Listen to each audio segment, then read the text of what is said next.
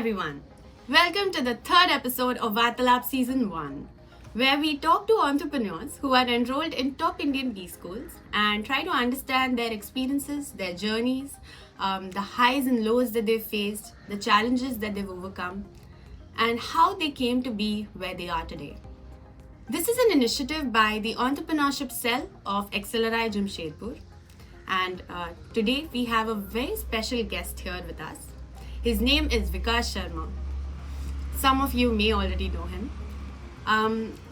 Vikas graduated from the Mulund College of Commerce in 2017 and he is currently enrolled at XLRI Jamshedpur in the Business Management program. He graduates with the class of 2022.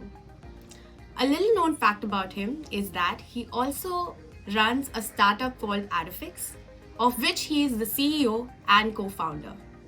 So please give a very warm virtual welcome to my dear friend Vikas. Hi Srijita, how are you? Hi, how are you? I'm good. Okay. So let's begin with the interview. Yeah, sure. Cool. If you could just give like a brief outline to our viewers about Adafix and what it does, that'd be great. So basically, Edofix is a full-stack marketplace for consumer electronic and appliances. What we do is we are trying to create a ecosystem where all the needs related to home appliances and electronics get served. When I say that, I mean people can browse curated products, can buy the products from the same platform, can also get repair and maintenance services from the single window only. Uh, how things are being done in a different way, it's like instead of delivering the product through a delivery guy, we enable it through well-trained technicians.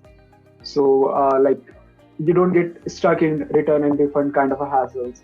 So they just eliminate those kind of problems that customers faces on a daily basis. So that's the basic model we are doing. Uh, talking about Edofix background, it's been operational for almost 2 years. We will be completing 2 years on 40th Feb. It's Valentine's Day, so we are Oh, excited. nice. So, so we are looking for that. Currently, we are in a process to install, kind of a convenience center. We are planning to install 4 convenience centers in various parts of the Mumbai, so that people can visit there, can inquire about the products and services, can also place an order, whatever they like. It's just a convenience center, as we call it. So people don't feel like it's a take-heavy product and the older people can't use it. So it's there. Right. Okay. So are these Yeah. the convenience center projects is why you are hiring interns from all the top B schools? For that specifically, we have hired one person from GMP XLRI. So he is doing the market research. He is analyzing the cost and all those benefits, cost and benefit analysis. He's trying to figure out what are the kind of a perfect location to install those convenience centers, and what would be the cost and how much funds we're gonna need to make it operational for longer period of time. So we are trying to figure it out. So of course, yes, one person we have hired specifically for that, but other people we have hired to create a buzz amongst the student communities, to target Mumbai-based colleges and other top B schools where we can serve, specifically in laptop and smartphone segment. So that's what we are trying to do. Right. That's amazing. Is this your first startup, like the first company that you started as a co-founder? Not exactly. Technically, it's my fourth startup. I had one trip booking platform, you can say, and then I got bag project, and then the first major thing I did was EdoFast. It was an intra-city logistic service provider. So it was an Android-based solutions. It was there for almost 2 years. Then we got shut down. Then I started Edofix. So it's doing much better than other three. So I have a very high hope from this venture. So I hope this turns out to be a big company. Definitely will. I hope so too.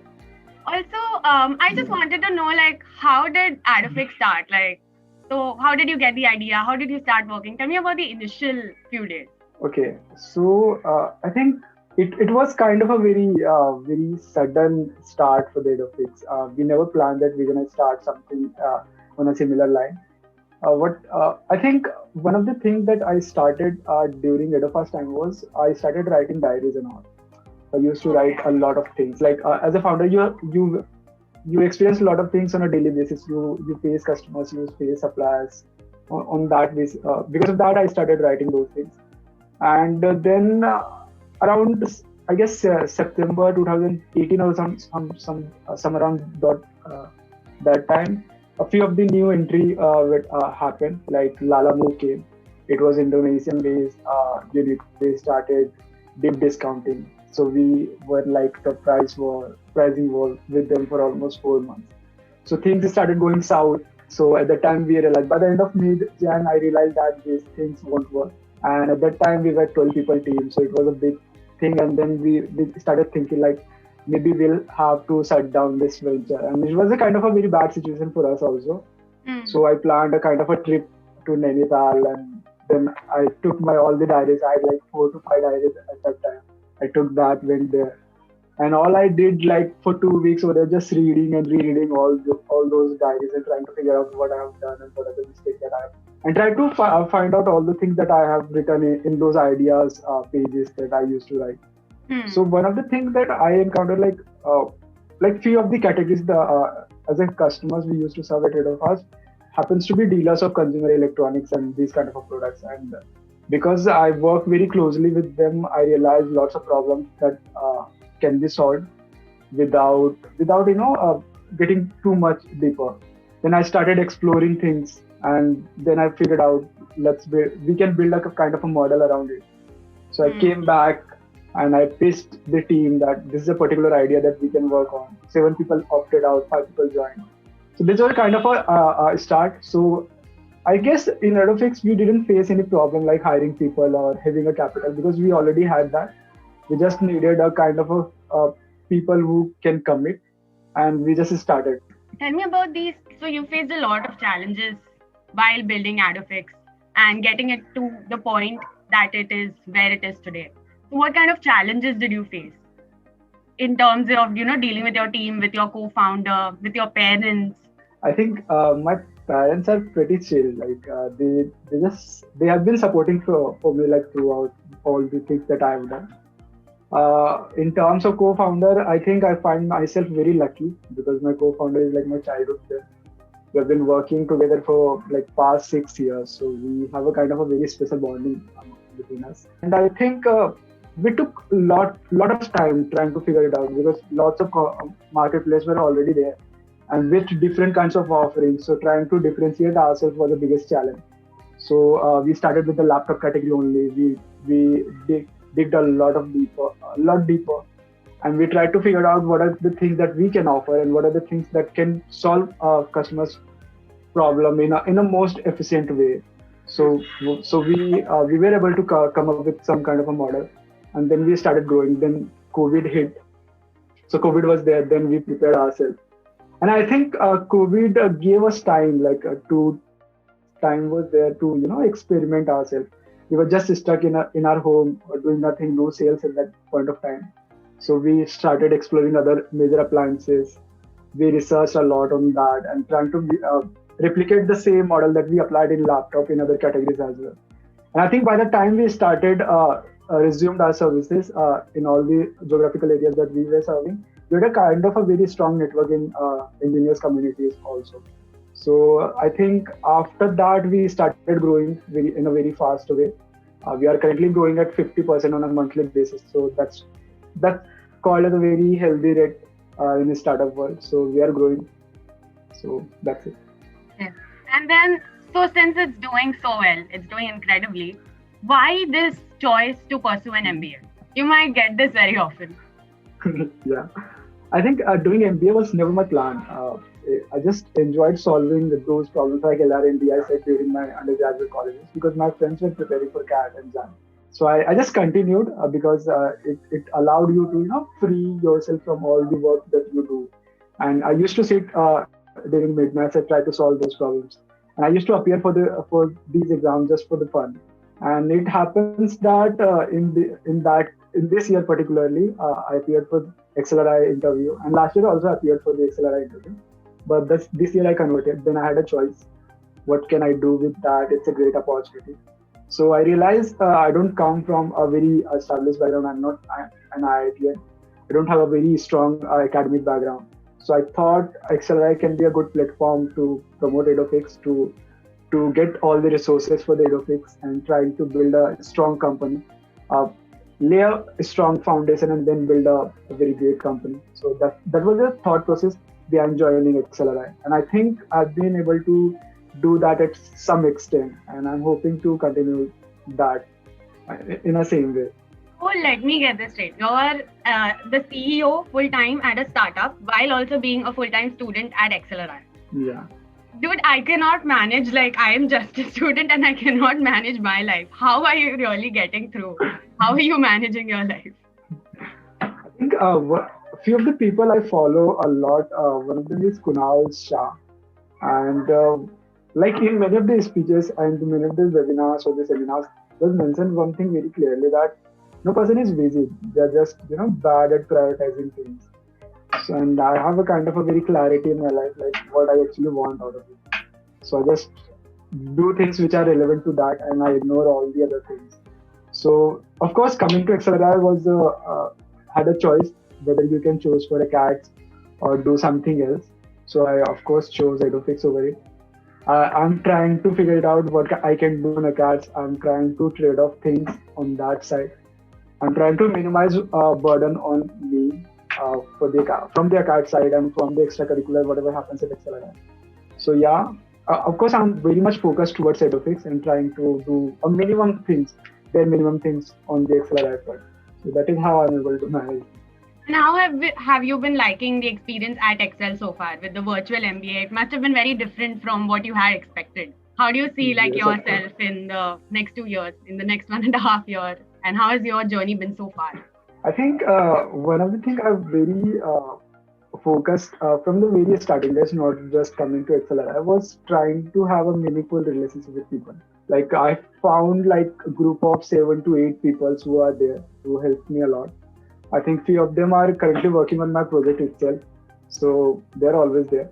So I think people like them having with you makes your life easier, and because of that, the experience at XLRI has been very smooth for me. And I hope these people continues to stay with me because I really need them. So yes, the expectation I have, they are able to support me in whatever the choice I make related to my company. There are Exceed incubation center at XLRI based at eSale. So I'm hoping they will be able to help me in whatever the way they can. And I'm also hoping to change the culture at XLRI. Like I try to build a strong entrepreneurship culture. If someone wants to start something, the people should come to XLRI. That's a thought process behind that. So I'm trying to do that also. So yes. So what would be your advice to a person who just has an idea or just has a faint, an inkling as to what they want to do? How do you start? Like, I have no idea. Okay. I think like even I say that, and many entrepreneurs will say that. If you want to start something, join a startup or work very closely to our founders, because founders have a very different kind of experience. You won't get that working in any kind of a corporate job. So work with them, very closely with them, trying to replicate what they are doing, trying to take challenges what they are taking, and that is why many people from these top institutes have joined Edofix, because we have nothing to offer to them. We just have kind of a challenges that we have, and they can take up that. So yes, try to find some people who you feel are passionate in some way and have some kind of similarity with you. Join them and learn from them. And once you feel that you have something and you have the kind of a potential to do something, just start, and of course you will have a kind of a very great connections with those founders also. They will also help you in some or other way. So that's always helpful. So join some startup. Right. Yeah. Makes sense. And I always thought that, I used to look at entrepreneurs and think that these people are so strong, like mentally and at heart. So I think it takes like a certain kind of personality to really succeed in entrepreneurship. So what do you think? Like, what are the attributes that would make like a good entrepreneur? So what I have encountered, even I've interacted with many co-founders or the investors at some level also. What I have found very common thing among them is kind of a, you know, they just don't are scared. They're not scared of getting at something. They just like to experiment things. It doesn't matter if you're failing, you just can start or restart things. Even I feel that I don't get scared about any challenges. Like if I want to do something, I will do it anyway. Doesn't matter what kind of resources I have, what kind of people I have. I will just go with that. So you kind of need that kind of attitude if you want to do something. If you think that uh, you can fail and you are not taking something, then I don't think entrepreneurship is for you. You better find something else. It's not for you.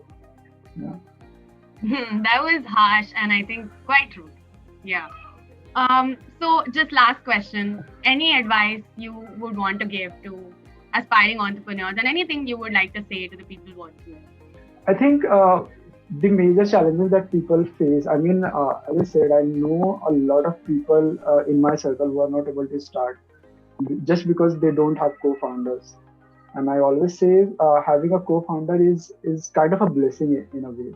Uh, so if you want to start something, first thing you should be worried about having at least a one person behind you who supports you in any way, because it's a kind of a very alone, kind of a lonely journey, I would say, because there will be a very tough time and you won't have any people who will talk to you or kind of support you in that way, because there won't be any person who will be able to understand what you are going through.